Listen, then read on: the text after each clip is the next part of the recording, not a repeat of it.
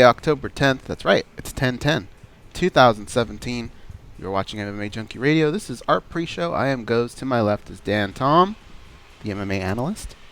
And via the phone, well, not really a phone, but a device that we use to connect Gorgeous George. He is in an undisclosed location, but he is here in Vegas. You know who's not here in Vegas? Danny Olkers. He's in New York. The team is here, ready to go. 2 minutes. 2 minutes. We have 2 minutes to go before showtime. But what we would like to tell you right now is who's on today's show. On today's show, we will have R.J. Clifford. You see him Wednesday nights on Tough Talk. He mans the troll booth. Great guy. He also hosts MMA Tonight on Sirius XM 93, along with former linebacker A.J. Hawk. He played for Green Bay, right, George? Yeah, he's a Super Bowl champion, too. And he played for Ohio State, All-American. So he had some serious credentials. And I like how you do that. And we also have, that's pretty good, George, Curtis Millender. He will be fighting at LFA 24. That takes place on Friday. Was that my ringer again, or was that you, Dan? Not me. Negative. What the fuck is going on with me? It was me. Oh, that little ding? Yeah. Yeah. I don't know what my thing keeps just popping up. Coming up in a minute. How's everybody doing today? Good. No complaints. Good, because I'm in a good mood today. You know why? Because it's Tuesday? Peru? Yeah. Peruvian food? Today is the day that we could possibly make, and when I say we, I say Peru, could possibly make it to the World Cup, which you guys just don't get it. You don't even know, okay? You don't even know how big of a deal this is in Peru. This is the biggest soccer game in Peru for the past 35 years, which is the last time we qualified for the World Cup, 1982, for the one in Spain. So, yeah, every single person in Peru will be watching the game tonight. We're it's at 4:30 Pacific. It's our game to lose. However, it's massive. Colombia has kind of had our number. We control the destiny. All right, guys, coming up. Stand by. Go ahead.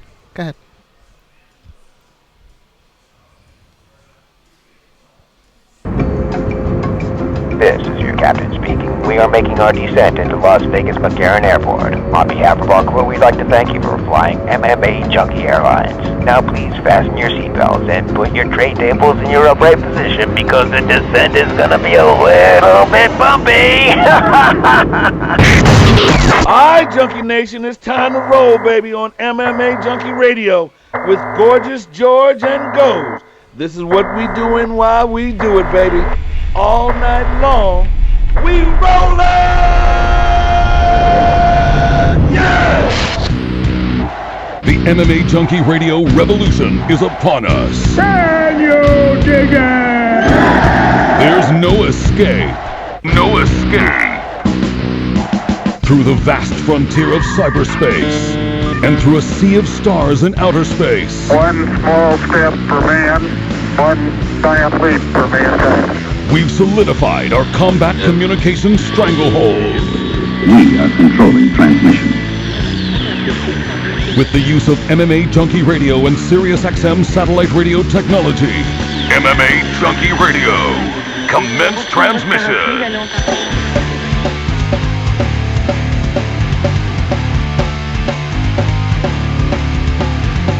Live from MMAjunkie Radio HQ in the fight capital of the world, Las Vegas, Nevada. Here are your hosts, Gorgeous George and Goes. From the fight capital of the world, inside the beautiful Mandalay Bay Race and Sportsbook, and an undisclosed location in Mountain's Edge, Las Vegas, it's the MMAjunkie Radio Show, the only show that matters. Hit it, Goes. Speaking of Goes, he's our all-star co-host. He's joined by Dan Tom, our newest addition. He hovers in and out of the camera. Danny Otto, back east, handling all the producing duties. What's up, fellas? What up? I'm in a great mood today, guys. George, you're in a good mood, too? I'm fired up. I can't wait for tonight, 4:30 p.m. Pacific. Let's see, 7:30 on the East Coast. Join us, if you will. If you care for Goes and I, even 1%, then join us if you have nothing better to do as Peru takes on Colombia. This is the biggest game for Peruvian soccer in the last 35 years. If they win, they go to the World Cup, something they haven't done since the 1982 World Cup in Spain. So they will be in Russia tomorrow. Now, there are possibilities that they can go if they tie, and believe it or not, I think they can also go if they lose. But why put yourself in that situation? Remember, there's 10 countries that are all fighting for 5 spots. So the other countries have situations. Paraguay with a win can go. Argentina with a win can go. So there's lots of possibilities out there, but why put it in the hands of others? Just go out there and handle your business. 1-0, 2-1, it doesn't matter. Just win. It's going to be a big game for us. Hell, Goes, you and I, we may have to do a sportscaster or a Facebook Live or something, man. Oh, it's going to be awesome tonight. I can't wait. Yeah, that's actually a pretty good idea. That would be fun to do. I'm wearing my gear. Are you wearing yours? You're at least wearing red. You know what? I have one shirt. You know, I've lost a few pounds through all this knee injury stuff, so I might be able to slip into it. I'm not sure. You know, I hate being Michelin guy. I think you have a jacket, don't you? No. Yeah, there's like a cool jacket in one of the closets. I do? Yeah. Oh, well, I'll have to take a look. I'll have to take a peek. I don't know if it fits, but I bought a jersey that I thought was really, really cool. It was a throwback probably about 6 months ago. And, of course, their version of a XX didn't match my XX body. Mm-hmm. So I had to just put it up, you know, and wait till I dropped the pounds. But who knows? Maybe this did it. I'll try and slip into it tonight. We'll throw some reminders out via Twitter and Facebook if anybody really, really wants to just watch it. I know some of you despise soccer. Some of you may want to just have the volume on. Some of you may just not give a shit. Who cares? But regardless, that's later tonight. Right now, we have the MMAjunkie Radio Show. You know, yesterday we had 4 guests, and so I'm not sure that we really put every single fight, every single topic to bed. Not just from the show, but stuff that happened over the weekend. Of course, we'd love to touch on those 2 fights in the co-main and main event on Bellator 184 as well. A title change hands over there. And, of course, anything that's happened in the last 24 hours, we'd love to touch on that with you. So 866-522-2846. It's a pretty easy recipe. This first hour is wide open. So this is a good hour to call in. And as you saw yesterday, we'll get to some of those calls a little bit quicker than we have in the past. So don't be shy. Call in 866-522-2846. I believe a gentleman named Samson called in yesterday. It was his first time. It was a great call. So do it. Do it. Follow in his footsteps. Also, you know, lots of love for California. That's where Goes and I are from. And there are fires that are just ravaging that state. So hopefully, and personal friends of mine who had to actually evacuate. So it's not even one of those situations where, you know, it's in an area where luckily none of ours have been affected. We actually know people that had to evacuate their homes, and I don't believe we know anybody that actually lost their home, but I mean pretty close calls out there, so definitely keeping you in our thoughts. Guys, back to, you know, this past weekend. I don't know if you want to start with non-fight talk. In fact, let's get to some fight talk, and then we'll circle back to Jason Aldean, the country star, and Dana White and that little beef they had. But in regards to Tony Ferguson and Kevin Lee, and bringing in Conor McGregor into the equation, did you guys get everything you wanted to out there as far as the fight itself, Ferguson and what's next for him, especially after we had him on the show and you know, what he had to share with us? He's ready to go. He'll even go this December. And Kevin Lee, the guy that lost the fight, whose heart was broken. He's a good friend of the show. What possible matchup might be next to for him? Where Khabib Nurmagomedov would fit into this, because he put out a very classy, congratulatory tweet for Tony Ferguson. I thought that was huge. Also, behind the scenes, Tony Ferguson squashed his beef with Ali Abdelaziz, apparently, Fabricio Verdum. So that was good to hear. A lot of classy stuff being handled behind the scenes.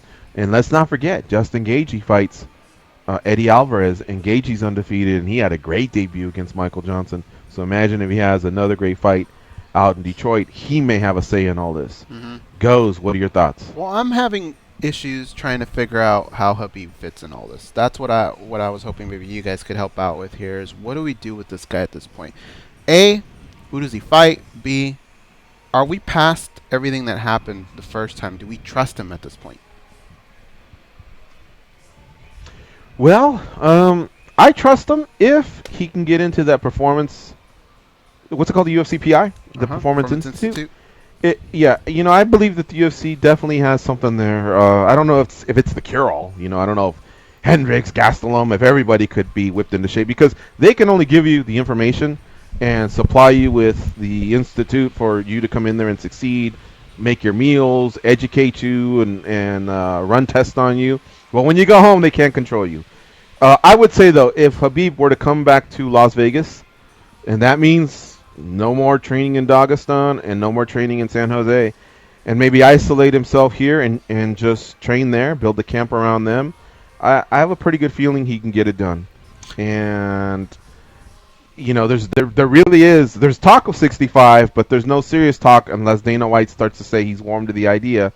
So basically, it's either that or 170. And at 170, you kind of be starting over again. You need 2-3 wins before you can be a factor. Think of Cowboy. Think of Dos Anjos. So that's just basically, I believe, what he has to do. And I think from the UFC side, they're probably going to start to lean on some of their athletes to use the Performance Institute. You saw how they came down a little bit on Kevin Lee, at least Dana White did. So yes, Goes. I think to answer your question, I have confidence in it, but I think here in Vegas is his best bet. Dan, in regards to Conor McGregor, I was thinking about this last night. I guess it's a question for both of you guys, but we'll start with Dan. All the money that he made, okay, do you think even a little bit will make him a little softer than he used to be? Kind of the Rocky Balboa, Rocky 3 syndrome, right? Yeah, I think so. But just real quick to touch on the Khabib thing, I just had an opinion on that real quick. Was not just what George said about the 165, which I believe I don't know if I was clear about it yesterday, but I beat that drum on this show, many a times on why that would benefit everybody. But I don't think Khabib should go back down to 155. Look at Nick Lentz this last weekend. He was reportedly having numb feet trying to make 55 when he's not a big 55er. He shouldn't have trouble, but the damage he did to his body going to 145 and what it did, I mean, who knows if Khabib would have trouble making 170 at this point, given what he's put his body through, reportedly almost dying. So for what that's worth, I would not want to see Khabib at 155. But yeah, I would hedge bets that Conor, human nature, it's going to make anybody, soft. The whole Rocky thing. It's funny you say Rocky, but it's true. We've seen that throughout sports repeat itself in different sports. Well, I was thinking, let's just take a guy like John Bones Jones, right? He's probably made some pretty decent money in his career, but that money isn't even close to what Conor McGregor just made. So I just don't feel like we're going to get the same Conor back. How about you, George? As far as hunger, dude. Like the eye of the tiger type thing? Yep. Good question. Think about you. Think about you. Man. We put a lot of money into your pocket. Do you come back and do this show the same way you did it every day? I bet you wake up a little later. No, I know exactly what you're saying. But man, that's a great question. So far Conor has showed me, that once camp starts, he's pretty damn serious. He has somebody make him his meals, and he's got a significant other that doesn't really allow him to go out there and get into much trouble, I guess. He seems very loyal to her, now to being a dad. He doesn't seem like the type that kind of gets pulled away to go out and drink and be with the fellas and get in that type of trouble, 6 a.m. type of trouble, unless his bird is right there next to him, So it seems like once you dial it in, boom, he's motivated more by cementing his legendary status. I do want to chime in on something Dan Tom said. Dan, you are absolutely right. That weight cutting stuff is getting very serious and very scary, especially when you read these stories. Numb feet, kidney failure, rush to the hospital, this passing out in hotels, bathtubs, whatever. I don't like it. And I think that's what I really am starting to like about the UFC PI. I think if you work there with them and you work with them closely, I think they can give you a lot of information right away that tells you, hey, look, we're really playing with fire. Even if we get you to 55, we're really playing with fire here. And maybe a strong suggestion can come back to the fighter sooner in camp rather than later in camp. Feeding them data, letting them know, even if we get you there, are you really going to be 100% come fight night. 36 hours after you weigh in and we get you there, are you really going to be your strongest? Versus if we bump you up a weight class, you could be an absolute beast there. Yeah, you might give away a couple inches in reach or height, or maybe there's a guy that's going to be out there stronger, and maybe we can help you get you to match the strength. But I think being as close as you can to 100% on fight night seems to be the best equation right now. I mean, I really thought Magny, his strength, size, towering over Dos Anjos was going to make a difference. It didn't make fucking no difference at all. You know what I mean? So that's why I really want these fighters to come to Vegas and take advantage of all that. No, I agree, man. It's literally one of the best tools in sports for somebody to have, and they have it. I mean, I guess it's not at every guy's fingertips, but I mean, if you're a professional fighter, at what point have you not visited Vegas? You know, I mean, you come through here quite a bit, whether it's for your actual fight, somebody else's fight, training. They make it down here, so hopefully everybody will take advantage of something like that. I want to go check it out. Well, come out here, fighter. Get the battery of tests done on you for a week or two, then go home and do a camp for about, 6 weeks or whatever, and then come back out and finish out with the UFC. You know, I mean, I don't know. There's got to be something now. I mean, it seems like the UFC is willing to work with their athletes, and no matter where you live in the United States or all over the world, the UFC can probably get you there. You know, with the travel contacts that they have, they can get you there for about 500, 600, 700 round trip. Even the international fighters, to just come in and begin the process of working with you and putting you in the right situation to succeed. What's crazy, George, is if we go back 11, 12 years, like think about what some of those fighters went through. Like think about JSEC, right, where most of the fighters would go. Cobra Kai back in the day.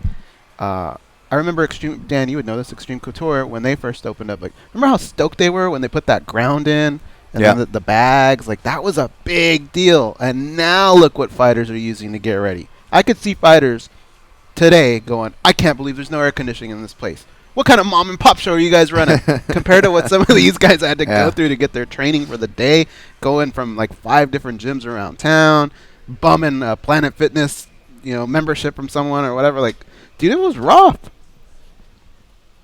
If you don't mind me jumping out of the topic for a second, Goes. Go ahead. I was having those thoughts when I was watching, I'm basically planted in front of the TV a lot because of the injury. So I'm watching the red zone, and I'm switching, wherever I can kind of find football here and there. And there's a lot of stoppages in the game for the concussion protocol. Now, I played many years of football, but obviously not at the level of the NFL. But, man, I took my fair share of hits, delivered hits.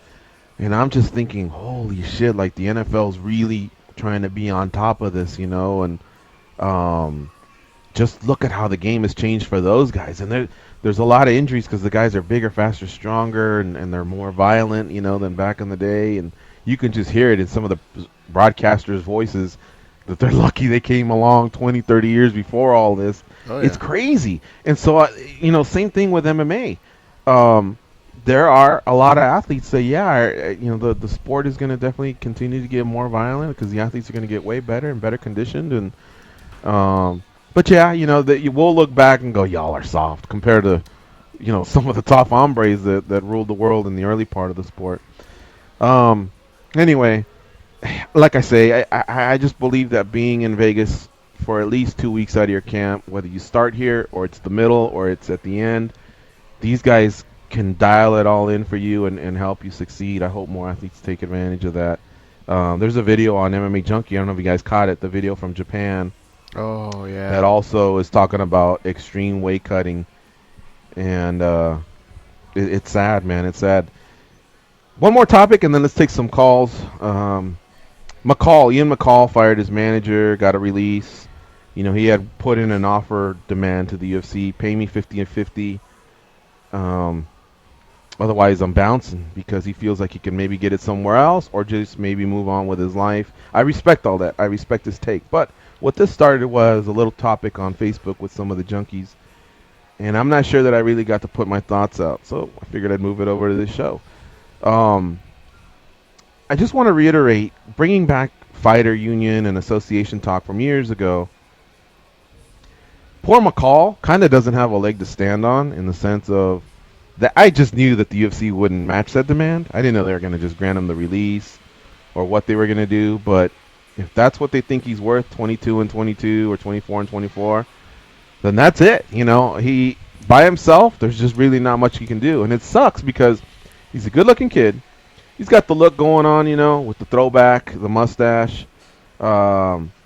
His fights really, really aren't boring, and he can talk a good game, so he kind of hits a lot of those check marks of what the UFC probably wants in a fighter, And plus, he's also got little bragging rights. He's the last fighter to not lose to Demetrius Johnson, so a possible path to the title if he could put a few fights together. But he's in a division that doesn't pay well, and again, on his own, there's just nothing going on. But if all the fighters could just be on the same page and unite, they could make some demands for better working conditions, better pay, and have a shot when they take these types of stances. Alone, though, there's just nothing there. And the easiest way I can explain it without, I don't mean any disrespect to this particular fighter or any individual fighter, if we ever discuss this, is the UFC, on his own, they don't need him. He hasn't fought since January 2015. Have they missed a beat? No, right? I wouldn't say missed a beat because the division would have been nicer with him in it. There could have been some good matchups, but yeah, are they like canceling pay-per-views because of it? No. Right, they're not canceling pay-per-view. They sold from one party to another for $4.2 billion. Apparently, there was another offer out there for $5 billion. So, you know what I mean? That business is thriving. They're in line for a new TV contract coming up here in about 18 months. Now, not all facets of the business are working. Obviously, ratings on The Ultimate Fighter are down. There's still the whole, pushback on Reebok or whatever. But I think other parts are succeeding. Obviously, the biggest year ever pay-per-views in 2016. The Fight Pass numbers continue to go up. The new TV contract, I'm sure, will be lucrative. But my point is, again, him off on his own, not fighting. They just continue to put on other cards. Lyoto Machida hasn't fought for a while. Same thing. Chad Mendes is another ranked fighter. Same thing. There's just new stars that are being born. It's no big deal. But if all of them came together and said, we ain't fighting until this improves, then of course they'd have to sit down and listen, and they'd probably be able to work something out. But just collectively, I don't know that these fighters think that way. They think individually, me. Mm-hmm. It's an individual sport at the end of the day. And to top it off, a lot of these fighters, they just have that DNA. It's a lot of them are very selfish. So, especially that's why I feel bad for this guy. In the case of Ian McCall, though, the other thing we have to all take in consideration is, let's just say we all across the board agree he's worth that money. We still don't know if he can show up to a fight and function, right? Yeah. He's had a lot of health issues. So I'm not so sure that he has that much of a leg to stand on as well. Physical health, and I will even, I don't want to disrespectfully speculate, but even mental, the mental health of having to go through those physical things, the mental health of having your brain hit, and where he's at. And in these recent interviews, or interviews you read or see of him, I like Ian McCall. I really was rooting for him for that path to the title shot, but being honest and objective, I'm a little worried for the guy, man. So I'm wishing for the best. I hope he does find a home. I don't know if he's going to get that payday. I think that's personally a little high. But I really would like him to see him have a home somewhere, maybe a goal, because if he is healthy enough to do so, a lot of these guys almost need it to stay in line, It's a weird psychology that's really unfortunate because eventually the ride has to end. But yeah, hopefully he can, find what he's looking for. I'm rooting for the best, but I also am worried for him too. Whether you lost your fantasy football game and need to vent about it or want to brag after a big win, the place to do it is on SiriusXM Fantasy Sports Radio. Reaction to Week 5 in fantasy football can be heard right now on Sirius 210, XM87, and on the SiriusXM app. Let's take to the phone calls right now, 866-522-2846. We'll start off with Hal in Chicago. What's up, Hal? Man, Kevin Lee, Tony Ferguson. That was something special, there are a lot of other fights we're going to probably get, mentions for top 10 or, Dan shows his podcast, top 5. But top 5 grudge matches, that's already got to be in contention. but the respect, those guys showed each other. It was a throwback fight for me. Because in MMA, sometimes you get a lot of guys, they went to college, they came from some relatively more privileged backgrounds than, say, boxing, where it's really, you don't see anybody just, that has a college education that are boxing champions, except the Klitschko's. But those two guys, man, you had the black kid from Detroit, hustling, doing what he can to make it in this game, and he got there because of his mouth. You can like him, you can not like him. But I respect that he tries. And the same with Tony. If it wasn't for fighting, God knows what he'd be doing. He's a weird cat. But those two are just pit bulls, man. And when they got in the cage, they did not disappoint. And I think they both, just the way Tony immediately walked over, because he probably knew what he was feeling, like I was this close. And he pulled out the triangle. It was just everything you love about MMA, man. It was a tremendous fight. Yeah, I'm glad you brought that up, because how I feel about it is I love a good build-up. I love the smack talk. I love a push at the weigh-ins or whatever, man. I just love that shit. I know a lot of people love traditional martial arts, and they wish some of this wasn't a part of it, and that's fine. I respect that opinion.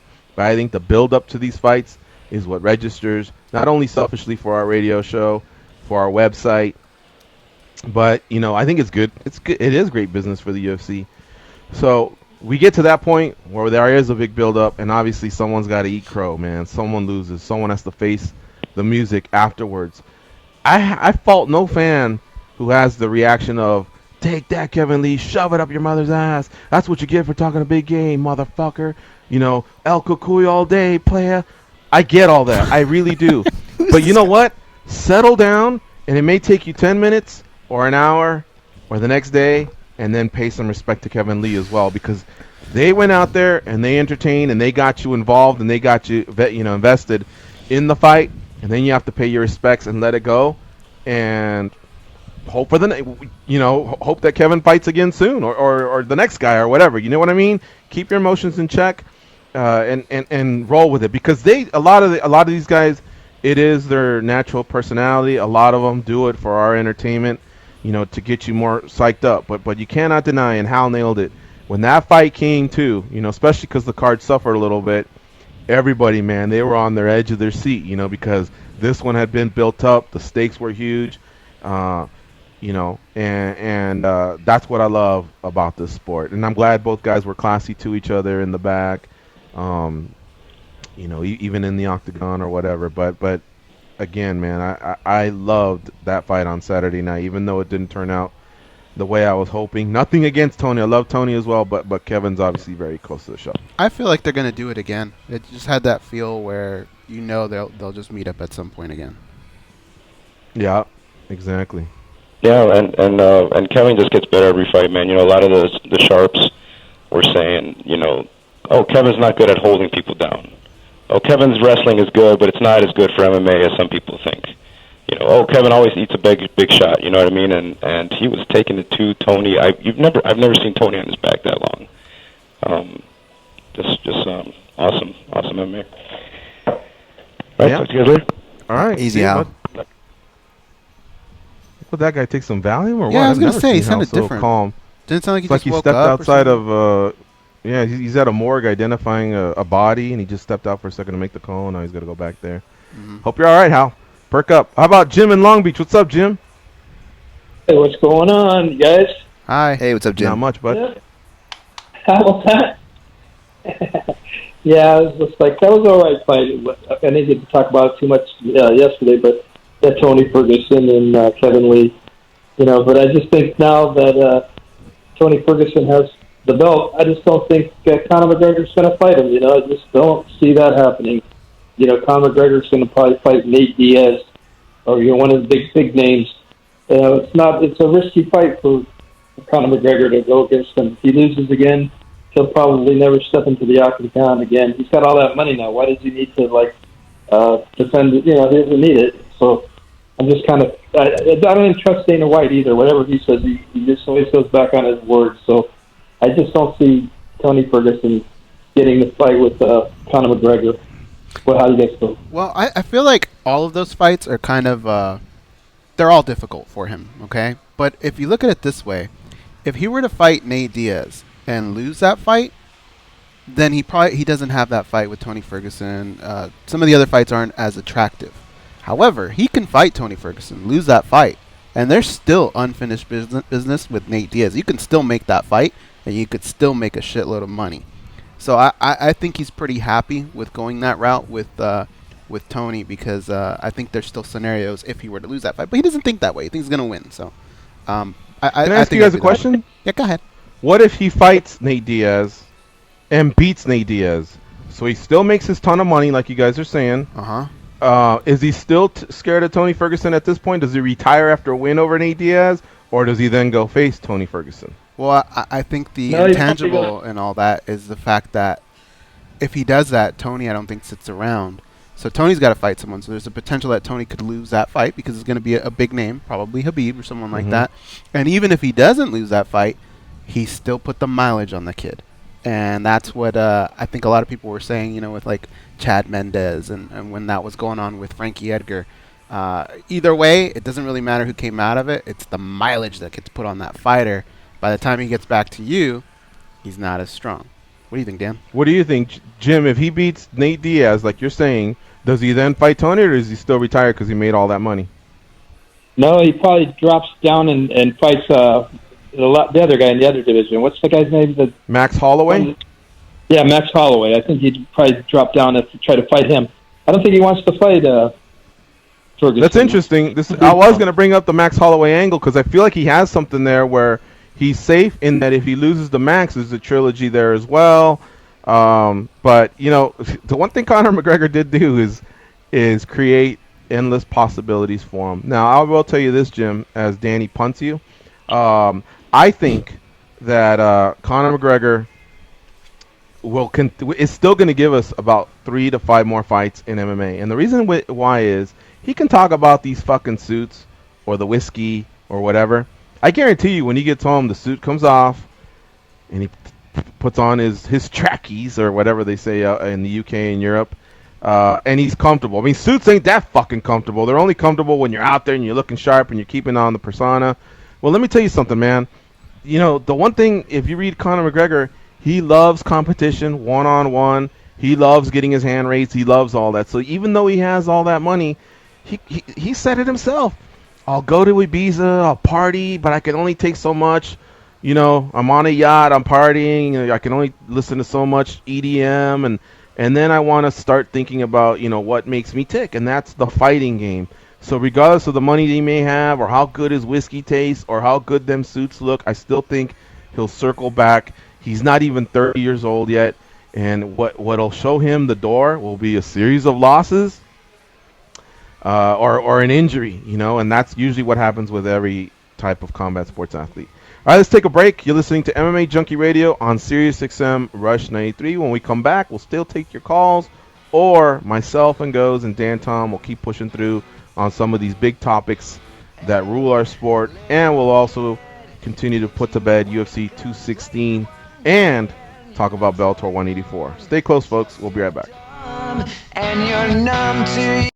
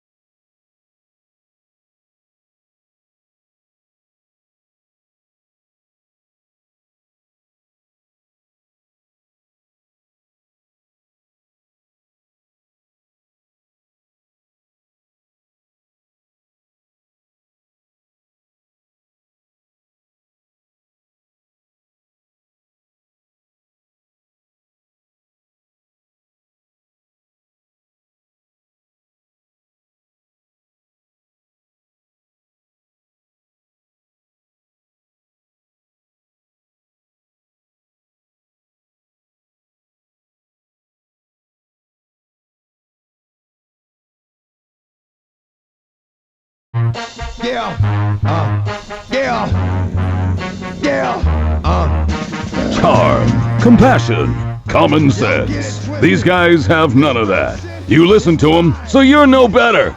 I am awesome, though. They are Gorgeous George and Goes. Talk to Vegas Ford. It's been a while, one of our callers.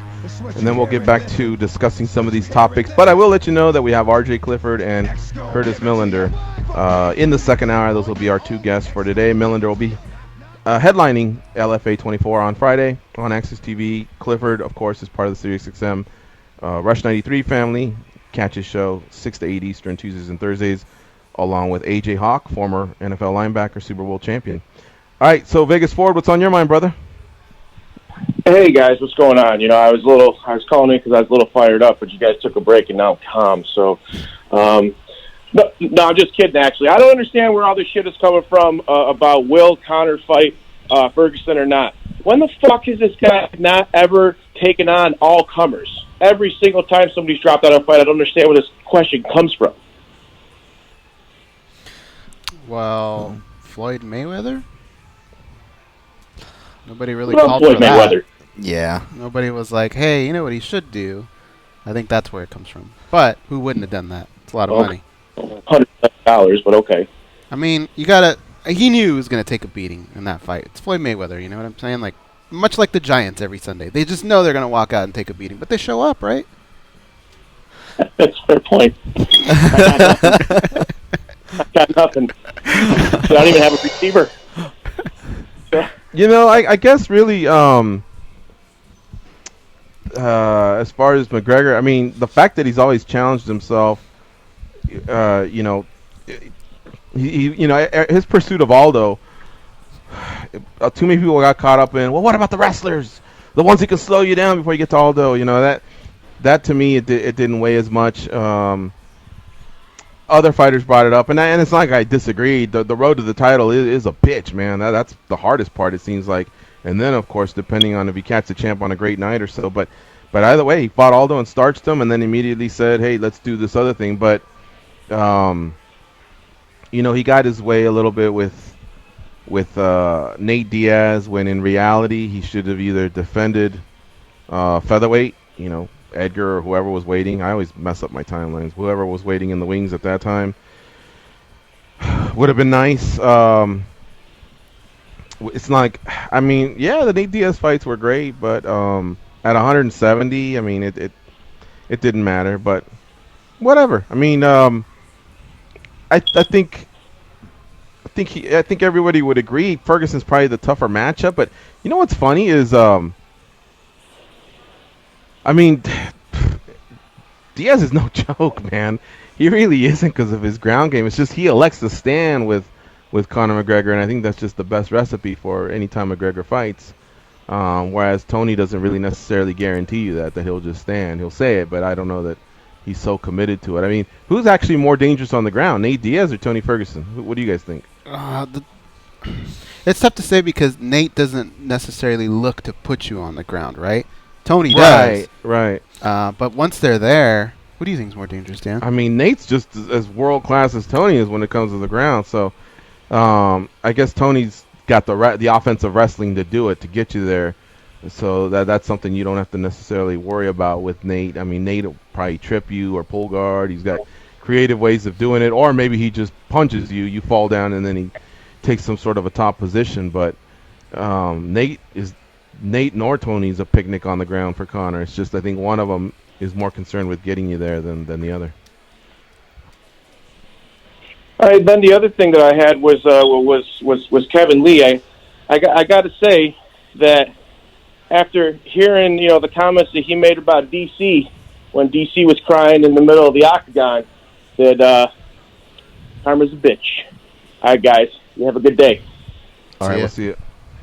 Did Kevin say that? I don't remember. I don't remember that. I don't remember either.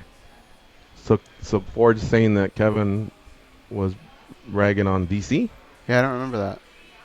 Okay, yeah, neither do I. Yeah, I mean, I don't know. Guess he's right. I mean, if wasn't that that was the Snoop? point. Snoop was, Snoop for sure. gave Cormier a hard time. I don't remember if Kevin did or didn't. Which would be ironic. It would surprise me if he did, but Ford would have a point if he did. I don't know. I don't remember. All right, guys. Bellator 184. We've kind of ignored it a bit, but Daniel Strauss got submitted by Emmanuel Sanchez, and this is a ranked fighter, a former champion. Do you guys think that Strauss maybe is starting his downward slide, or is it just that he has an Achilles heel and that's the submission game that always seems to do him in? What do you think? Well, I think Daniel still has success getting fights where he wants to get them. I think he's still improving in that aspect. It's just that submission defense. He's not able to fight these guys off once it hits there. He says everything that you want him to say once the fight's over, right? Hats off to my opponent. He was the better man today. He got me. But I'm not so sure that he's making these improvements that he has to make, because he's definitely a guy that when you see him on the other side of your contract, you go, damn, I got to fight him. I know I'm in for it. This is going to be a rough fight. It's just that one thing that I think he needs to work on. And maybe a little bit of mental, too. Yeah, I would add in, but of course the spot I get to add in is the thing I didn't watch, so I'm not going to offer an opinion on that. Sorry, guys. No worries. Well, see, here's another thing that was happening, and what was the other fight Ray Borg, same thing. Ray Borg and Daniel Strauss were doing two very similar things. Obviously, that's the game plan. Let me take this guy down and pound him, pound the shit out of him, right? But the problem was every single time that was happening to both fighters, they were either getting swept, or the other fighter was creating a scramble and gaining a superior position that made the other two uncomfortable. I kept saying this in the Borg broadcast on Sportscaster, like, hey, at some point, these last 4 rounds have almost been a rinse and repeat of themselves. Why not just forget about all that and throw some hands, or kickbox a little bit, see if maybe you can catch Demetrius. Maybe you can fend off his attack, anything he's got to offer in terms of getting the fight to the ground. Maybe time a knee or something, because that other stuff's not working. I think the same thing would apply with Daniel Strauss, because he just looks like he's very uncomfortable down there and just not as prepared as Sanchez was. So what does that mean? More grappling. And ATT has their wall-to-wall black belts, so he's gonna have to commit to that. The other thing is, the other fight was Darian Caldwell defeated Eduardo Dantas, and it was a fun fight to watch. A few rounds were close. You still had to hold your breath when they made the announcement, but I think we all felt, same with Jimmy Smith, the color commentator who offers the score, that they would call Caldwell's name. He was just the better fighter all around. Dantas didn't look bad. It's just, I think Caldwell just had his number. But new champion over at Bellator in the bantamweight division, Darian Caldwell. Congratulations to him. Did you catch that one, Gus? Yeah, I watched it with you. Remember? Okay. I think overall the card was actually pretty fun overall, and that main event was a fun main event. I know one scorecard was like 50-45, and there's actually ways where you could maybe sell me on that. I thought the fight was a little bit closer, but what was happening was Caldwell was just winning these closer rounds. And at the end, Dantas hurt him though. Yeah, like you look at Dantas' face, and he doesn't have the face of a guy who lost every round.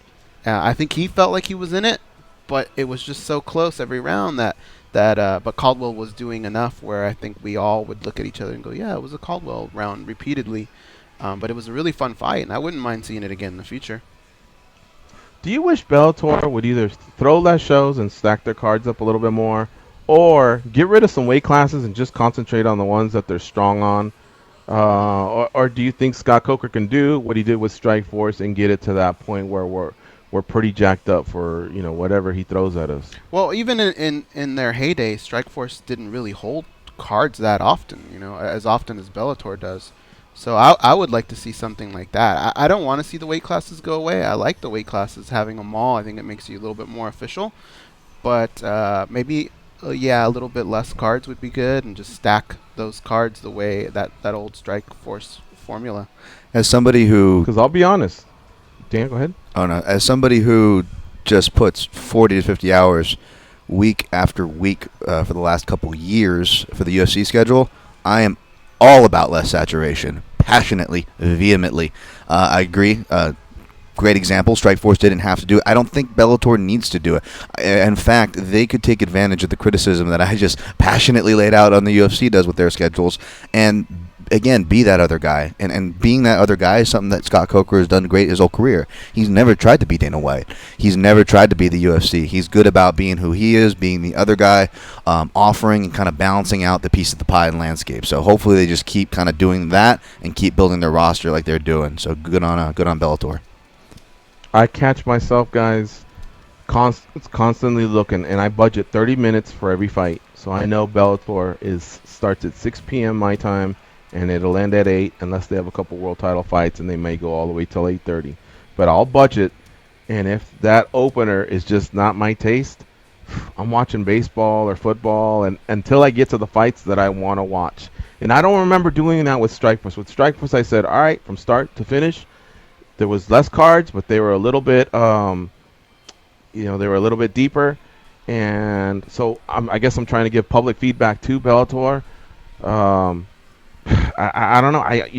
I want to watch Dantas and Caldwell. I think Dantas and Caldwell would do well in the UFC. So I think they're top-notch fighters. I really do. And I think that for at least 4 or 5 fighters on every card. But something about the way the tide is changing that, with Netflix and Amazon and all these other sports, especially in the fall, man, it's really, really difficult.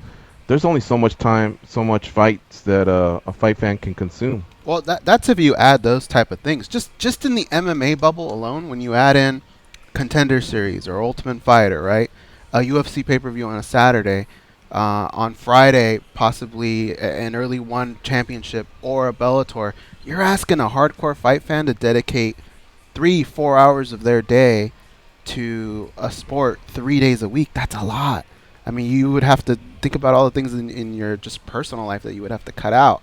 Then you add in Netflix, all that stuff you're talking about. Man, you're never going to leave the house. Yeah, I can second that. That's for sure. Let's take our break here. You're listening to MMA Junkie Radio on Sirius XM Rush 93. We will be back. We'll toss some more topics out there for us to discuss. And if you want to join in, 866-522-2846.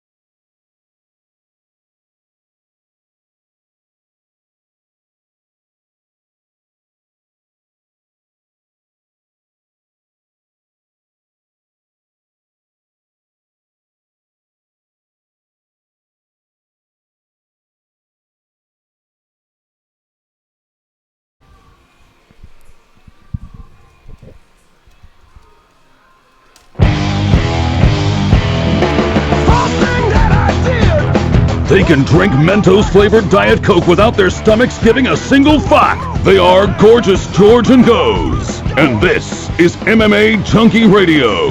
SiriusXM presents an exclusive subscriber-only event, The Eagles, live at the Grand Ole Opry. You can win a trip to Nashville and front row tickets. For more information and to enter, go to SiriusXM.com/Eagles before October 19th. No additional purchase is necessary. Guys, let me throw this out at you. On the front page of MMA Junkie, you can see a story there which talks about, it says, Coach, McGregor, too clean for Ferguson. Fans prefer trilogy. So that's from an interview that Owen Roddy, his boxing coach, McGregor's boxing coach, did with, I believe it was Submission Radio. And, you know, he's talking about how the preference would be for them to go the Diaz trilogy, although he didn't discount Ferguson. He knows that that would be a great fight as well. It's just, I guess, you ask someone a question, they answer it. And he talked about too clean, and if it was Ferguson couldn't stand with McGregor or whatever. But what I did find myself doing, and it sucks because I like that guy. I like that Owen Roddy guy. I remember watching him fight.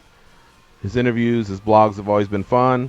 It's just when he said we could beat Mayweather in any era, and I get it, they're building up fights, but I'm telling you, you do this too often, at some point, people just follow you under pain no mind. That's kind of what I did in the middle of the story. I was like, yeah, that's right. He's too clean. You can be McGregor in any era, blah, blah, blah. And I just found myself not even finishing the article. That's the danger, I think, a lot of these people, I'm a hardcore, I'm passionate, so what does he care, right? As long as the other 9 are reading it, I might be the one that just says, you know. But that's kind of like that little lesson for trolls and conspiracy guys. I think you only have so much of a shelf life before a lot of people just slowly start to tune you out. Well, that was a big one, anyway. right? Mayweather. I mean, it's not that Owen Roddy does it every day. It's just the one that he chose to pull out was a bazooka. Right, yeah. And it's funny because if you really want to be a troll, or I don't know so much about the conspiracy people, but if you really want to be a troll, I think there's really ways that if you have to put your work in, man. There's really ways where you can do it, still save face, you know, and still accomplish what Owen was trying to do, and that's get you in the ball game to order the pay-per-view or feel like his guy's got a shot. But you just have to be careful when you go too over the top. How about GSP? He says he would be honored to fight McGregor, but he won't challenge the smaller guy. I like that. How about you, Dan? GSP wanting to fight McGregor. That doesn't. Yeah, so in other words, he's putting it out there without officially being the bully guy, like that first shove. You know what I mean? But he did put it out there. I don't like it. I'll tell you why. I kind of side with Jason Ford. I don't like that we're talking about McGregor, but that's because not just I'm a hardcore, but I'm a hardcore contrarian, and maybe I'm a little over spending a national holiday when he announces his big fight. Like, we all kind of know what his options are. We all know that he's not scared, like Ford said. We also know that again, he only has so many options. And now as far as GSP goes, I'm a little annoyed. This is turning into the Stun Gun Monday from Dan Tom here, but a little annoyed there too because a lot of the things, for example, Bisping said is some things that a lot of us hardcores have been saying where, the criticism on GSP was he didn't take chances in his fights, in his career, not moving up in weight, and only fighting guys who would move up to him, lighter weight guys, Sarah or Penn or whether they are technically in the division or not. And now you see GSP finally move up. But it's only, like Bisping said, it's a beatable fight. It politically makes sense. It makes sense business-wise. And I don't need to tell our audience why fighting Conor McGregor, why anybody would want to fight him. So it's almost insulting like that GSP. It's like, oh, really? You want to fight? Like, we all know this already. We're all smart fans here. Everybody listening to the show is smart fans. We know where these things go. We know that's already part of GSP's docket. And again, it kind of validates Michael Bisping's criticism, if anything, for the fact that even if he's doing it in a polite way, the fact that GSP is publicly, again, challenging lighter weight guys or politically enticing matchups. That's just my 2 cents. Hot take. Goes? I would definitely pay for it. I would love to see that fight, but what does it come at the expense of what, right? At the expense of what fighters, at the expense of the sport, the division. It's just not worth it. Yeah, you have to believe Whitaker might be ready to go 3 months after the Bisping GSP fight. So whoever wins, we want a unification. Not to mention that if Conor were to go up in weight, you would think 70 would be his first stop, not middleweight. But I think Conor's always been very careful about what matchups make sense. And right now, Tyron Woodley seems to be one of those you'd probably want to avoid just because, again, that wrestling pedigree. We have a few minutes when we come back after this commercial to still take some calls, so get in the queue at 866-522-2846. In about 15 minutes, we will be catching up with our first guest, Curtis Millender, followed by R.J. Clifford. So now's the time if you want to chat with us. And if not, we'll continue throwing some topics out there. And, of course, talking about these last two events, Bellator 184 and UFC 216. We'll be right back, folks. Las Vegas turning deep.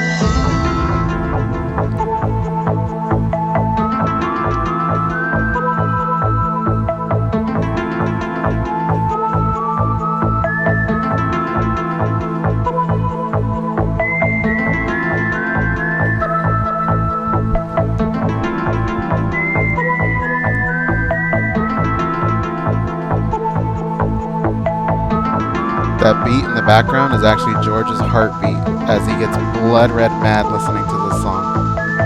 Well, I keep thinking, is it going to drop? I think it's an EDM song, obviously. So it doesn't. We listened to it. We pre-listened. Oh, it doesn't? Nah. I mean, that's about the biggest drop you get. Well, there you go. But today's letter is second hour. So we have no choice. Of the MMA Junkie Radio Show. Yep. Anything that starts with the letter X, that's what you're hearing. And I guess we're a little bit limited there on our selections. Guys, what did you think? Let me see if I can put it all together. So Jason Aldean, hopefully I'm saying his name right, was the star who was performing when the shooting took place in Vegas. He was actually the gentleman that was on stage. And 1 week later, so 6 days later, the UFC has UFC 216, and as you've probably heard by now, UFC President Dana White had invited Aldine to come and participate, be it the national anthem or maybe just be there, and Aldine declined. Now, to be fair, Aldine canceled all of the shows that took place after the shooting on Sunday, including the following Friday in Los Angeles at the Forum.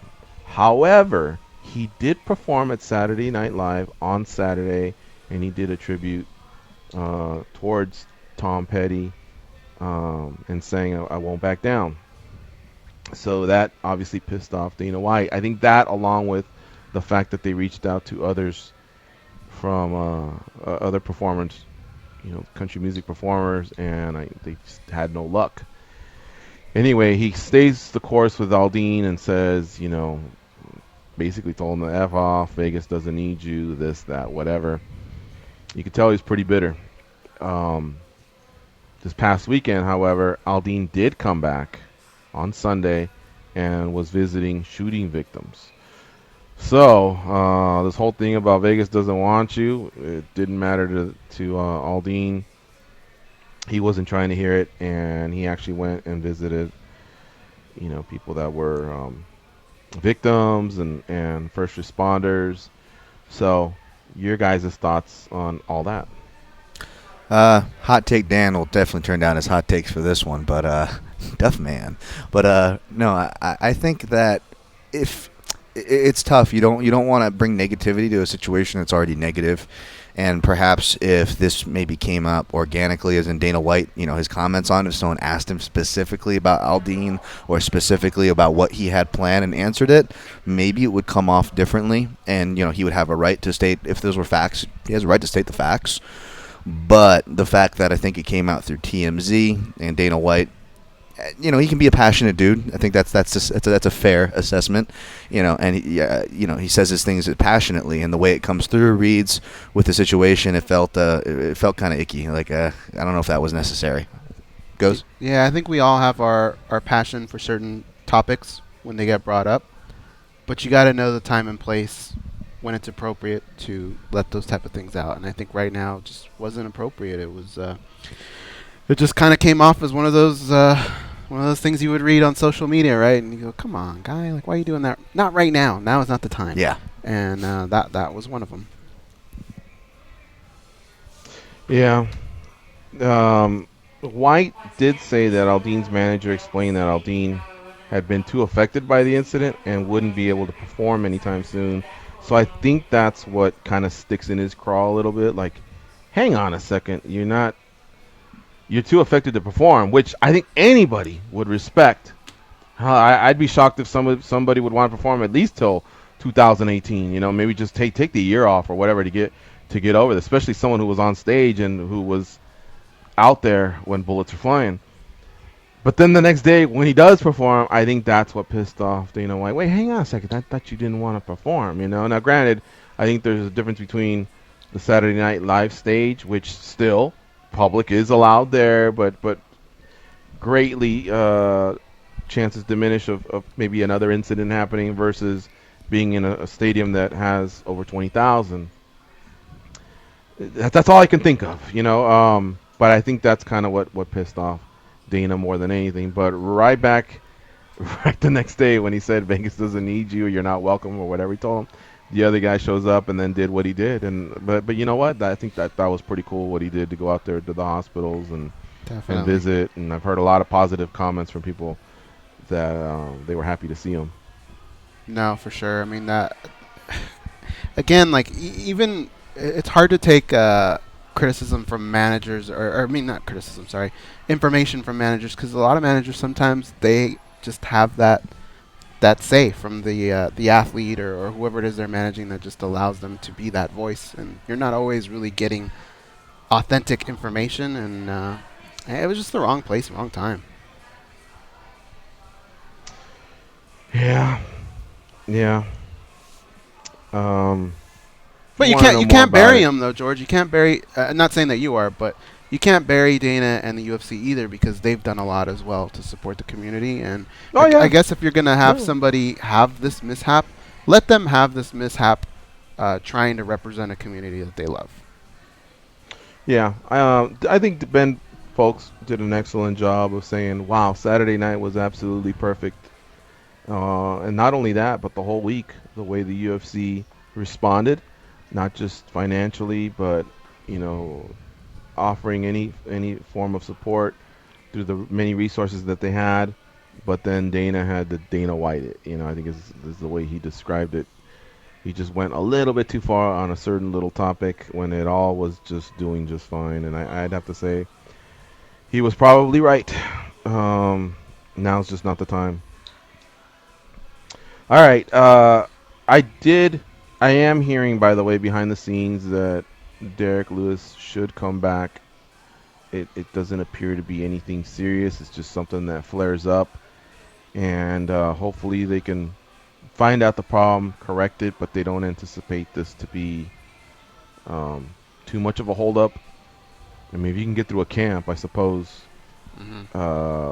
you're a pretty tough hombre to begin with. So now they just got to make sure that maybe they identify the problem so that you don't have this type of 11th hour setback. Now, these fires I mentioned earlier, did you guys hear Henry Cejudo broke his ankle escaping one of those fires? That sucks because obviously a broken ankle's no fun at all any time of the year. But this guy's preparing for a huge fight against Sergio Pettis coming up in December. What a tough break for him, and no pun intended there. But if you look at the, have you seen the pictures, George? Like, he even has burns, like he has boils on his feet, from burns, and he lost his gold medal. I mean, man, if you're gonna run out of your house, you take one thing. It's got to be that one, right? You just throw it over your neck. Wow, that's a terrible loss. I was talking to Juliet about that yesterday, and I said, "Hey, I wonder if we should have a contingency plan. Like, if a firefighter knocked on your door and said, 'Get out, you got 2 minutes.'" I'm sure there's the 30-second version, the 2-minute version, the half-hour version. I don't know, but we went with 2 minutes. What are you grabbing? Goes?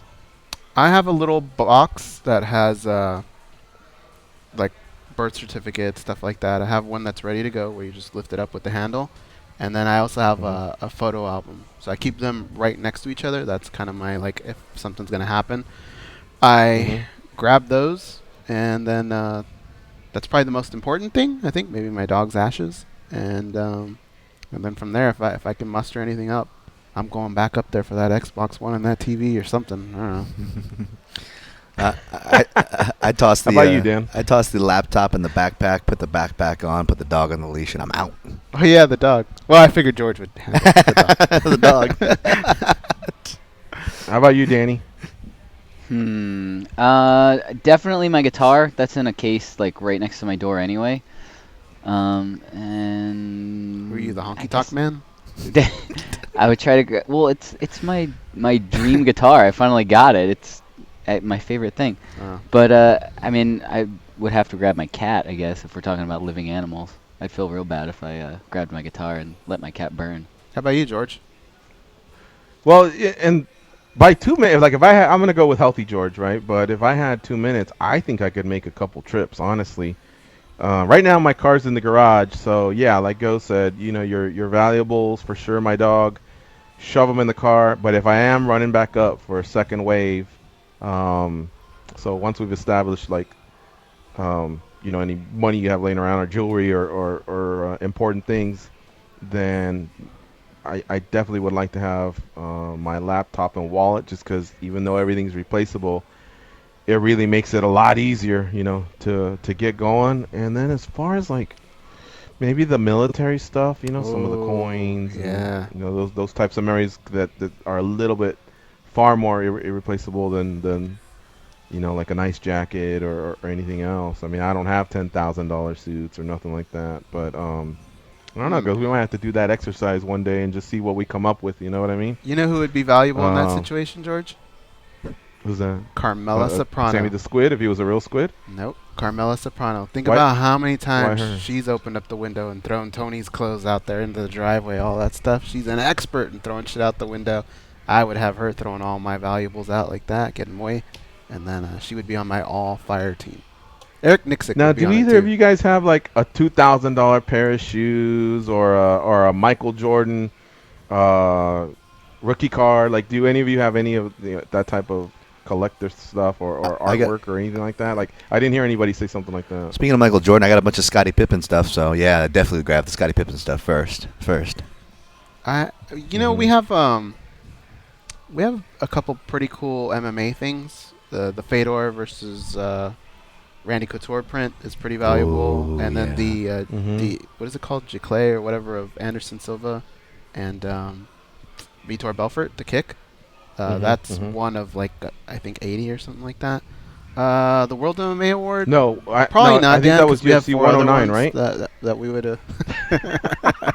What was that, George?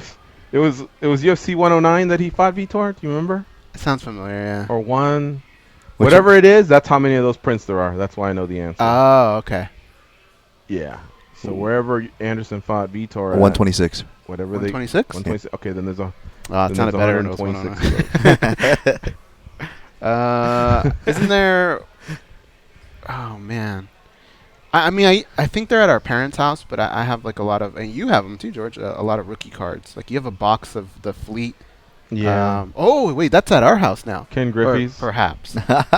It's the year that Michael Jordan came out. Magic Johnson. Like you have that Fleet box. Oh. Well, I sold a lot of them, and I used to give some away as gifts, but I think there's still some pretty good ones in there. But wait, you opened the box?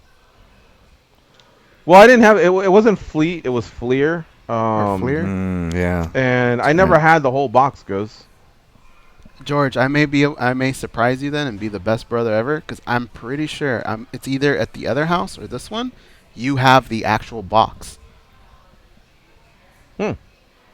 Well, I'll have to take a look. I do know this. There's a Michael Jordan sticker alone that's, I think, worth $500. It's like a rookie sticker or I don't know what. But the card is obviously worth way more than that. But you never know, man. You know, I know a lot of people are suffering right now. Definitely don't want to make light of that. But I know a lot of families have these types of contingency plans. If something were to happen, what's the plan of attack? Where do a lot of people have those ladders that they dangle out, 2-story homes or whatever, and haven't heard people talk much about that in the last few years. But we'll have to come up with a 2-minute plan. Let's take a break. Let's get this break out of the way. And when we come back, we'll talk to our first guest, Curtis Millender, who will be fighting at LFA 24 on Friday. And he will be in the headline bout on Access TV, of course, which is channel 241 if you have DirecTV like Goes and I. We'll be right back after this break.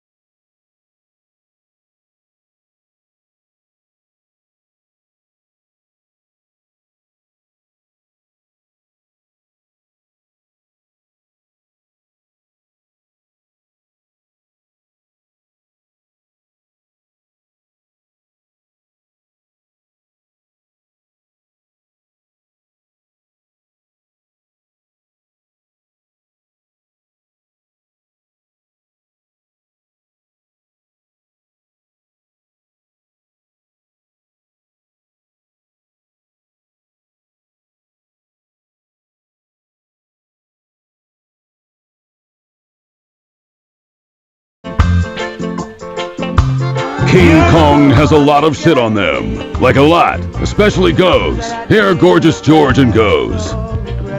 Whether you lost your fantasy football game and need to vent about it, or you want to brag after a big win, the place to do it is SiriusXM Fantasy Sports Radio. Reactions to Week 5 in fantasy football can be heard right now on Sirius 210, XM87, and the SiriusXM app. You know, it's funny because Week 5 is in the books. The Niners are 0-5. I'm surprised more people aren't giving me shit about that. But yesterday I happened to tune into Minnesota and Chicago, and it was 3-2 at half. I was like, what is this, a Major League Baseball game? Only a safety and a field goal had been scored. I tuned in later. It was 17-17 with still a whole quarter to go, so things definitely picked up. But, wow, defenses, man. The better athletes just are on defenses now, and offenses are going to have to go through some readjusting. And this is with all the lax rules where you can barely touch a receiver, touch a quarterback. For a while there, you know, it was very offensive friendly, but the athletes on defense are just so superior. Let's move on to our first guest of the day, Curtis Millender. He'll be fighting Matthew Franku at LFA 24, which takes place on Friday at the Comerica Theater in Phoenix, Arizona. Now, Access TV has you covered for this main card. 6 p.m. Pacific time, 9 p.m. Eastern. I misspoke earlier when I said channel 241 if you have DirecTV. It's actually channel 340. I guess my mind was just programmed on last week's Spike card, or Bellator card on Spike. Spike is 241, but Access TV is channel 340. And, of course, Ron Kruk, Pat Miletich will be on the call. Joining us now on the show is Curtis Millender. What's up, Curtis? How you doing? How you doing, sir? Great, man. Welcome to MMAjunkie Radio. You're on with George, Goes, and Dan. Pleasure to have you on. Excited about your fight on Friday night versus Matthew Franku. And, of course, special shout-out, you're a SoCaler like us. Yes, sir. Yeah. Orange County living out. I am a San Bernardino boy.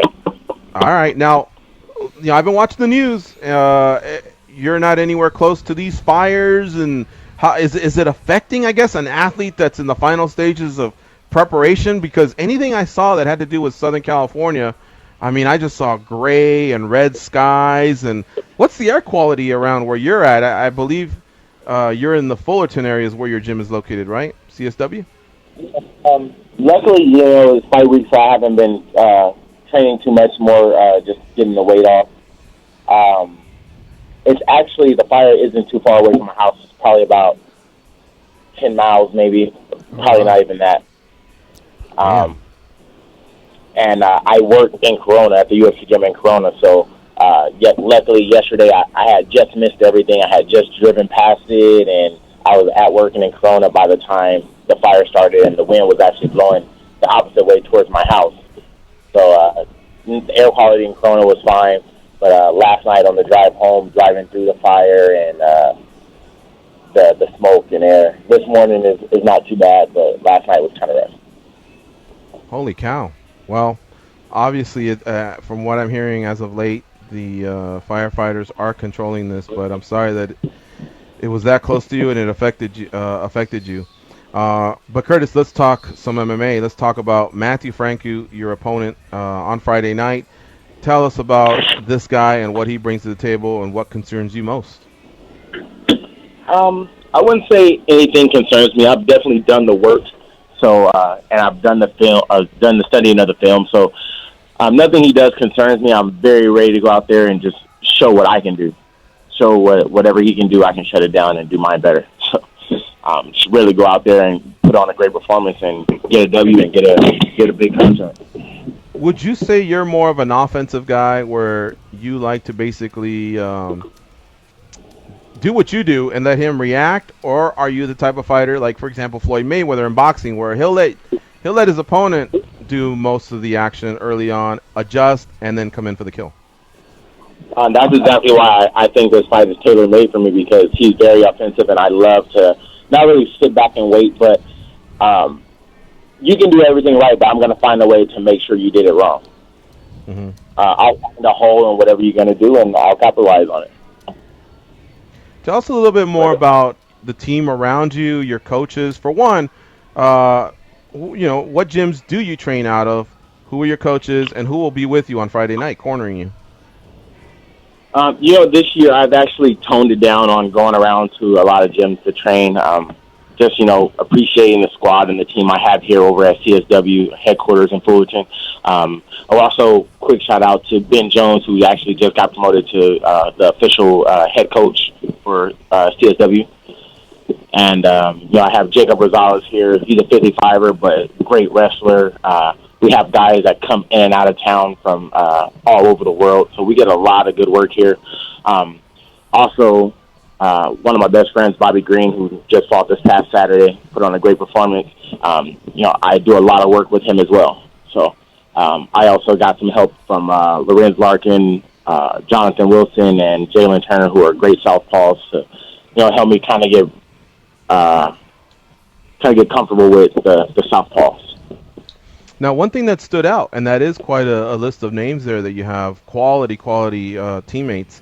But you said Ben Jones is the new head coach at CSW. Now, for many years, we've known that to be Eric Paulson's gym. Has he kind of taken a step back as far as the coaching goes? Or most of the time, we've known him to be, I guess, the head coach at CSW. How does that work over there? Yeah, Ben Jones is just going to take care of the pros now. Eric is getting older now, so he's sticking to the night classes and the seminars that he does. He does a lot of traveling. So Ben Jones is taking over the pros, and he's pretty much been that for us for the last 2 or 3 years, but now it's official. Mm-hmm. Now, where do you stand as far as we know you took a fight with Bellator, and from what I'm hearing, at one point you were going to fight Michael Venom Page, but now you've since fought for LFA, and you will be fighting for LFA.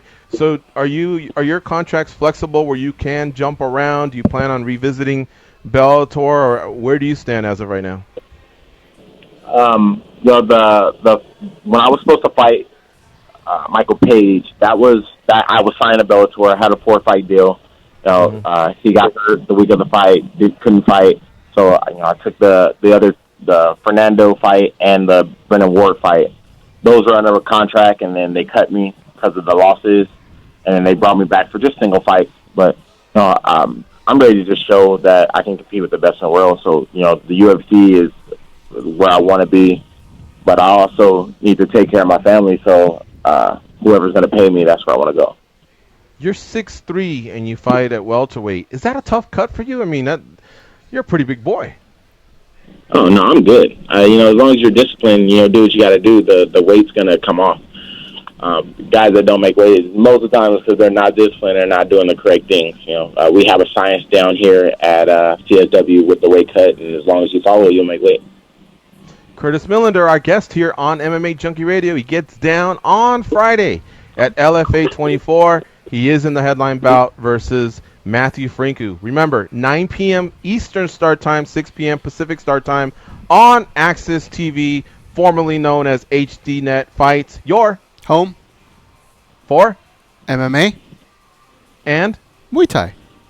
Oh my God, Goes, you are so rusty. I'm never doing that one again. Why? But they are now Access TV. It's channel 340, and I'm going to send it over to the boys at Mandalay Bay. Goes and Dan, what do you have for Curtis? I'm offended. But, hey, Curtis, look, you brought up the UFC. That's the next step, and I know that you have the utmost confidence that you will get there. I know you're focusing on your current opponent, but how often do you think about that next jump? Every day, focusing on my next, that all comes with focusing on my next opponent. I know if I go out there and I put him out like I plan to, like I've worked to, there's no way they can look over me. The fact that I've been looked over already is, it baffles me, but, I'm putting the work in, I'm working hard, and I'm trying to give them what they want to see. When you envision the finish for this fight, is it always the same? Do you always go the same route, or do you envision different types of finishes for this fight in particular? Different types of finishes. I feel like I can finish him on the ground if I had to. I know I haven't shown that, but I'm fairly good on the ground. Striking, he's gonna make a mistake. I'm gonna hit him hard, and he's gonna start brawling. He's gonna have to go to plan C and D once I start shutting him down. So the finish can come anyway. I'm ready for it to come anyway. I've seen it thousands of times. Speaking of seeing things, Curtis, you mentioned tape study. Now, a lot of fighters, more often than not, say they leave it to their coaches or they don't do it. Do you do your tape study with your coaches? And regardless if you do or don't, is there anything in particular that you like to look for? I do it both. My coaches, they'll do it separately, and then we'll come together and do it together and see what we, if we've seen the same things, But you need to do your homework. If you want to pass these tests, you got to do your homework. You got to do the studying. So, I don't want anything to be a surprise. I want to find patterns. I want to see what it looks like when he's flustered. I want to see what it looks like when he's confident. So, those are the things I want to put in my head. That's awesome. Thank you. Curtis, we see that on Twitter. You're Courteous Curtis. Now, I know there's thousands of fighters out there, and so lots of nicknames have been taken. How did you get that one? It just, it seems a little bit different where this is a violent sport, yet you're a courteous fellow. Yeah, I'm a nice dude. I'm nice to, if you're good to me, I'm good to you. And I'm courteous about giving out these ass whoopings. I give them to anybody. Anybody can have. I'm not there you go. For it from the goodness of my heart and the evilness of my fist. Curtis will open the door for you, but if you're not straight with him, he'll throw you through that door too. All right, awesome, yes, man. Well, listen, folks, give him a follow on Twitter at Courteous Curtis.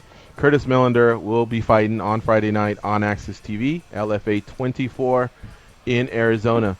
Hey, man, great to get to know you here. We really appreciate your time. I hope you and yours are safe out there with them fires. And good luck on Friday. We'll be watching. Thank you very much, sir, and I appreciate it. All right, take care. We'll see you.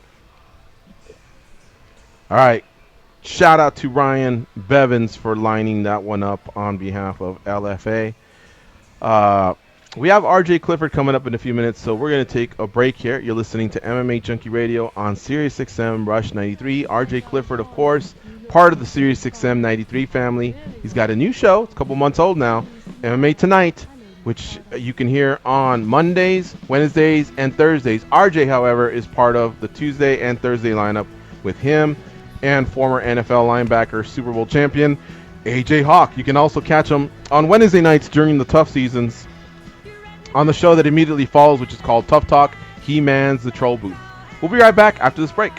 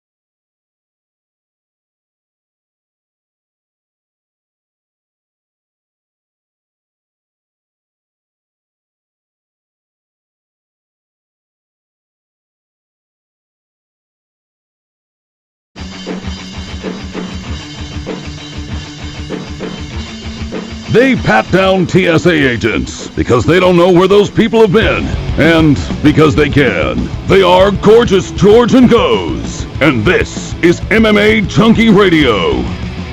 SiriusXM presents an exclusive subscriber-only event, The Eagles, live at the Grand Ole Opry.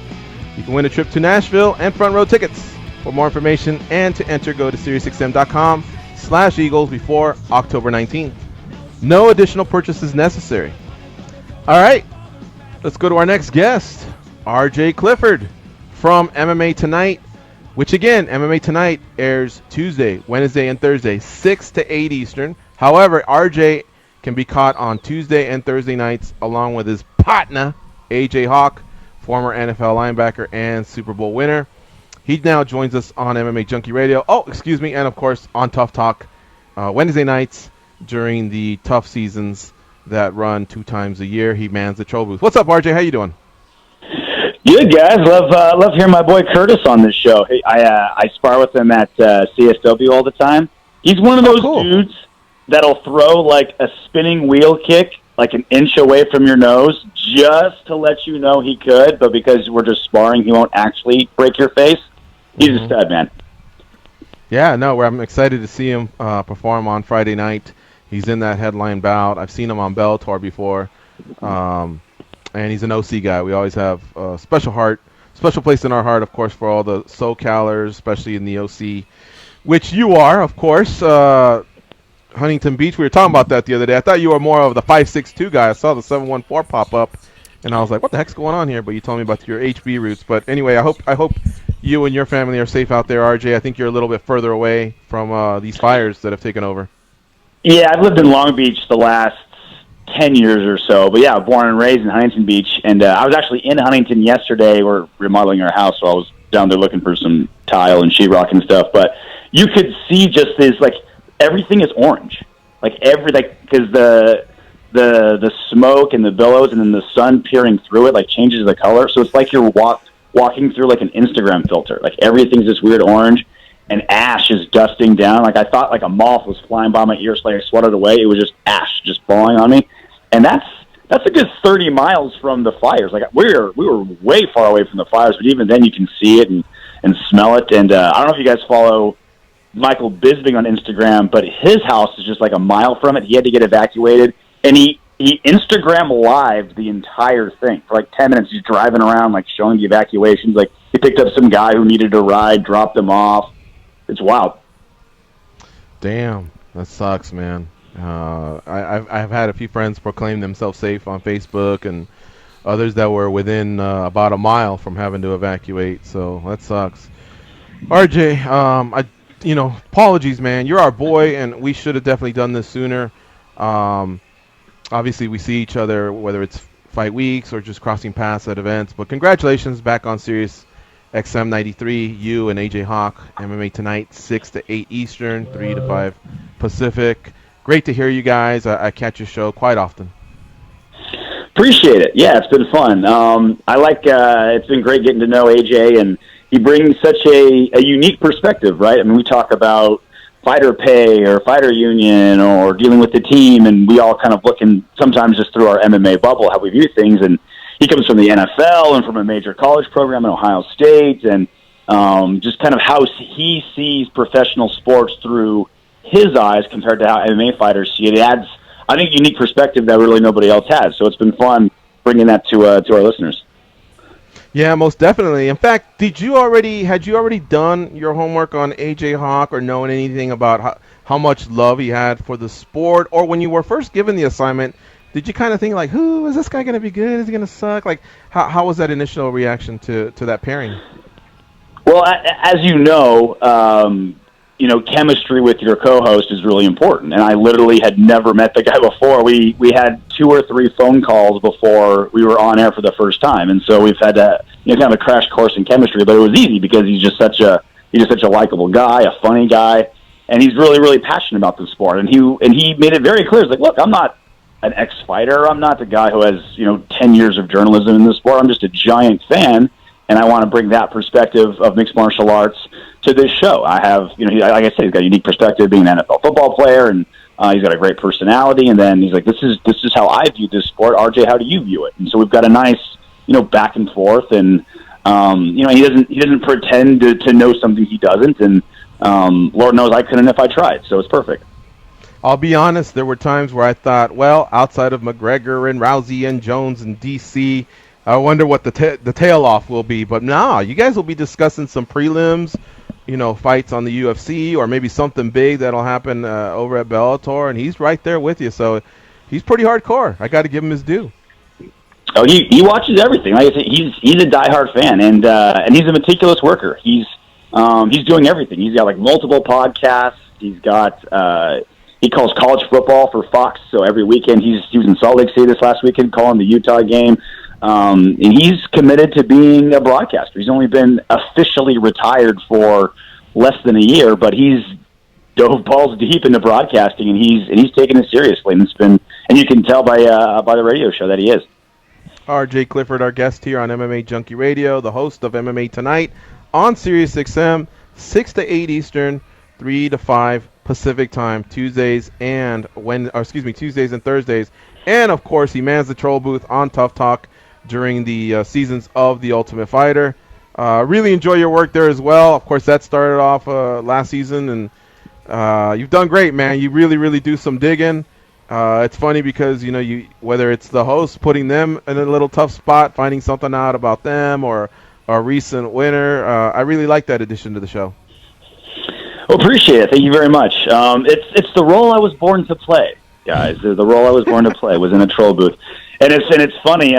So we had Misha Tate as kind of a guest host the last couple of weeks, and I'm actually we sometimes mix around MMA Tonight. I'm actually hosting with Misha tonight, even though it's normally AJ. And she told me, he's like, you find random stuff. Like I don't like. Was this on my MySpace page? How did you find this stuff? And yeah, that's what we do. I take my trolling very, very seriously, and I will find whatever is necessary to make the broadcast better. Well, another thing you did was about 3 weeks ago, Bisping had thrown something out. I think he was hoping nobody would know, and it had to do with his time as a light heavyweight, where he proclaimed himself, I think, 14-0 or 15-0, and right away I had the reaction of, wait a minute, no, because I watched this fight. I actually was in New Jersey at UFC 78 when he fought Rashad Evans at light heavyweight, and Rashad won that fight. It was a good fight. It was close, but he lost it. However, I was watching it like about maybe 45 minutes behind the live airing, so I couldn't tweet. I don't know if I would have, to be honest, but I thought that to myself, and of course you caught that, so you could just tell he was like, that damn RJ got me again. Anyway, let me turn it over to the boys over at Mandalay Bay. Goes and Dan, Tom, what do you have for RJ Clifford? RJ Clifford, I kind of wanted to talk a little bit about the troll booth. I think that's a very unique angle, and it's always cracked me up, but I wanted to know, what is the most unique piece of information that you ever found, the one you were most proud of? One I'm really proud of, because I get most of it through the fighters' social medias and things that they post, because in the internet age that we're at, and everyone has an Instagram and a Twitter, they're constantly just putting all of their stuff out there, so it's so easy to find things. But last season, when Jesse Taylor was on, now he and I both wrestled at San Francisco State. He was before me, but we both, he was a couple years before, but we both wrestled there. And so I hit up some of my buddies that I wrestled with at San Francisco, and the older ones, because they wrestled with him. They sent me all these photos. So my buddy Luke sent me like 6 photos of Jesse Taylor, and in every single one of those photos, he's wearing one of those wife beater shirts, just like those white tank tops, those wife beater shirts. Uh-huh. Every single photo. Now, this is San Francisco, where it's 52 degrees, foggy and rainy 300 days a year. And in every single photo, rain or shine, he's wearing the exact same T-shirt. And not only that, in the last photo he sent, Gilbert Melendez, who also wrestled at San Francisco State, was in that photo, wearing the exact same shirt. So I'm saying, Jessica, not only are you wearing literally nothing on these very cold days, you're getting the freshmen, you're getting the underclassmen like Gilbert Melendez to dress inappropriately as well. Was this on purpose? Like, what is the whole point of this? So I got a kick out of that, because I got to use my sources at San Francisco. RJ, we were talking about this during the break, and you probably heard us, but Is it well known what R and J stands for in your name, or is that something that you've kind of kept a secret? See, I don't know if a lot of people know and that's why they don't ask me, or if they just don't care and that's why they don't ask me. So it's funny. Like, I'll know somebody 10 years and they'll just be like, "Oh, so what does RJ stand for?" They're like, "Oh, you don't know?" Because I've never been called. It's not like a nickname that I earned.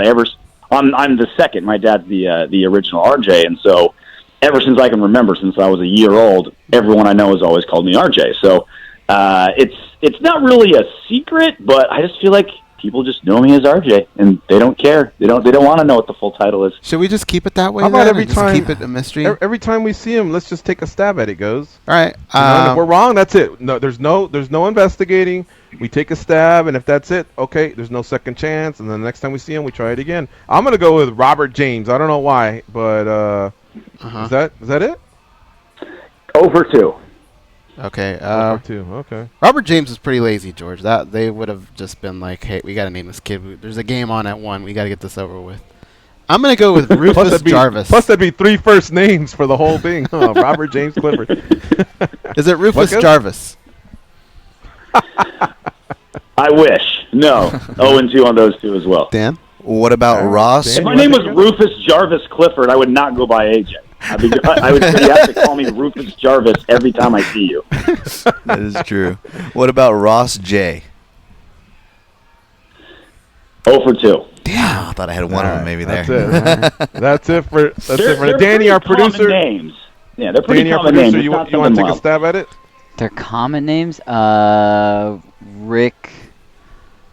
What if he's Rick James? I was gonna say that. Rick. It can't be that because I was 0 for 2. So yeah, you were. Take another guess. Rick. Jeffrey. I don't know. Oh my God. 0 for 2. I just thought of something. Yeah, what if he's Ron really Jeremy? flow, How awesome would that be? What if he's Ron Jeremy Clifford? Please be Ron Jeremy Clifford. Part of it. Like if my name really was Ron Jeremy, I would demand to be called Ron Jeremy. So it's like this weird middle ground where it's common but not famous because he's willing to go by RJ. It's this whole. There's a formula. There's a winning formula to figuring this out. All right, we'll take another stab the next time. But for right now, let's keep marching along here. RJ, quick question: was Jake Shields your wrestling coach at San Francisco State when you went? No, I came right after the Jake Shields, Gilbert Melendez, Jesse Taylor era. So I wrestled 2 years at junior college before I went there. So if I would have went straight there, I would have wrestled at the same time. But like the seniors and stuff, all wrestled with those guys. I actually remember my junior year going to Jake Shields and Gilbert Melendez's house to watch I don't remember even like a Mayweather fight or something years ago. And Gilbert had just gotten back from Shudo, Hawaii, when it was only like his 3rd or 4th fight. He's like, "Hey guys, look at me beat up, I beat the crap out of some guy in Hawaii over the weekend." I watched it. He had that big fro, remember back in the day, that big curly fro he had when he was younger, when he was fighting at 145. And he was just, I remember watching the video, I'm like, "Oh wow, this guy's awesome." And then a couple of years later, in Pride, he beats Katsuya Kawajiri, and we're like, "Holy crap, this guy, like this dude that I watched, drank Natty Light with and watched boxing pay-per-views is now a top 5 fighter." Like, holy crap, this guy took off. That's awesome. RJ, how about just a couple? We'll touch on some news here. I know you got to finish your prep because you'll be going on in a few hours. But what are your thoughts on this past weekend? UFC 216, Tony Ferguson defeated Kevin Lee. Maybe your quick thoughts on that fight. And then also, how do you even begin to unpack that division? There's Nate Diaz, Khabib Nurmagomedov. There's the winner of Eddie Alvarez versus Justin Gaethje. Everything going on there. Of course, Conor McGregor. How do you think this should play out if it was up to RJ Clifford? Well, first off, the fight was a typical. It's crazy. It's a typical Tony Ferguson fight and a typical Kevin Lee fight all at one time. I mean, Ferguson has some holes defensively, but his chin is just so stellar, and he's so resilient. His cardio is so awesome, and his offense is so dazzling that he overcomes all those problems. So he's kind of like the Rams in 2001. Like, their defense was so terrible, but their offense was so great, and they gave so many turnovers that those games are all awesome because it'd be like 45-38 every single time with crazy swings and back and forth. That's Tony Ferguson because he's so good offensively, but he has holes that make his game more fun. And Kevin Lee was a typical Kevin Lee fight, right? A good straight right hand, really, really good wrestling. And then he kind of got tired around, about halfway through a championship level fight, and he got a little lazy and got tapped out. So, awesome fight by both guys. It's standard issue for that weight class. That's so deep and so good. And as far as how it pans out now, I mean, it all depends, kind of like everything in the UFC, what Conor wants to do. If Conor's committed to fighting, 3-4 more UFC fights, then I think he'll face Tony Ferguson next, because then he'll still have the Nate Diaz trilogy in his back pocket. Still has the possibility of fighting George St. Pierre in the future.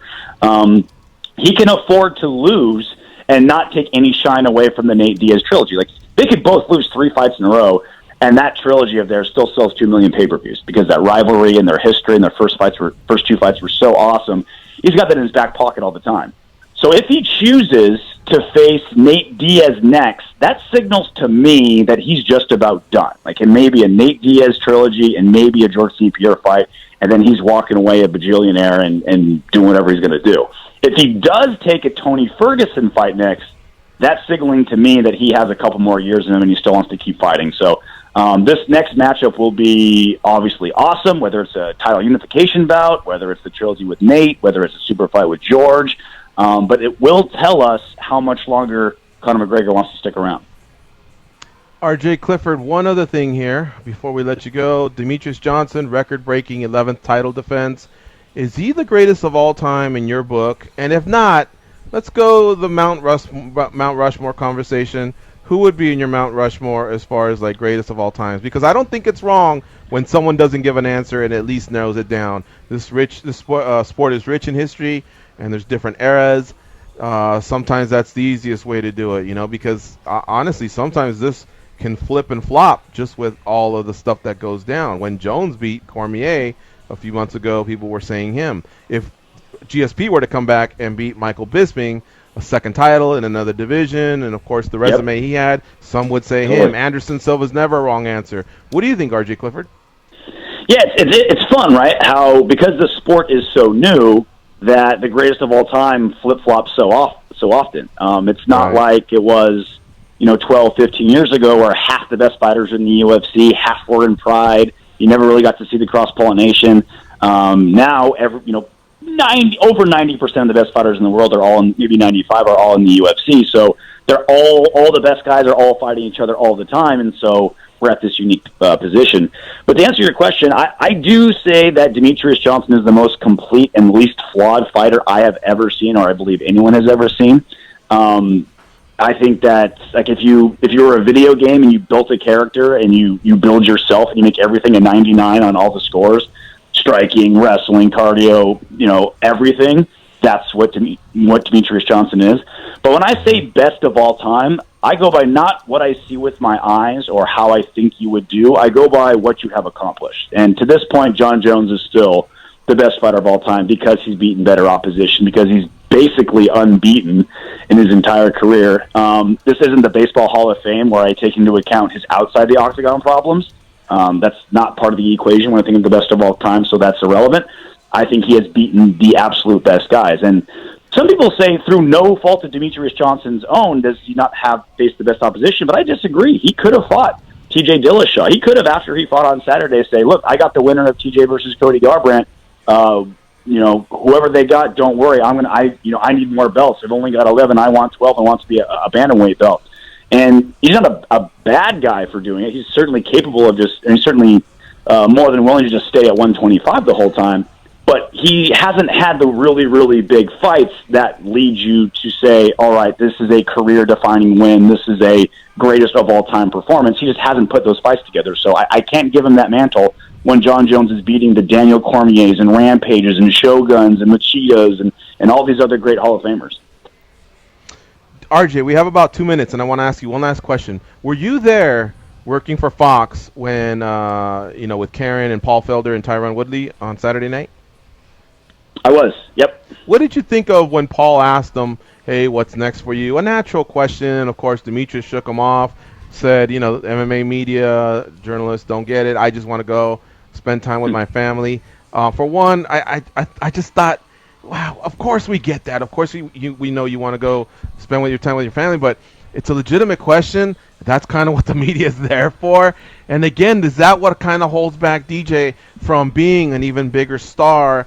It's because when he has these opportunities, like you said, either a call out or maybe a few minutes after the fight has taken place, he's showered and you guys want to talk to him, he kind of fumbles some of these questions. 1,000%. And I don't think he's fumbling. I think he's just straight up not taking the pitch. Like, I think he's just being him. Look, he doesn't have to do anything he doesn't want to do. He can stay at 125 for the next 10 years, and instead of 11 title defense, have 50. And he can do that. And I'll be in front row, and I'll be dazzled, and it'll be awesome. And it's honestly even better for Demetrius Johnson fans that he's not a bigger star because tickets are cheaper for his fights, and some of his fights are on Fox. Like, if he was a major draw, we have to pay Conor McGregor prices to see him. We don't have to. So it's almost a good thing that he's not that big of a draw because we get to see, a cheaper version of it. But, look, I sound like a broken record. He doesn't have to do anything he doesn't want to do. But if we're going to look back and say the biggest stars or the guys who are the greatest of all time with the biggest accomplishments, he needs those matchups to be able to stay on par with the George St. Pierres and the John Joneses and the Fedors of the world.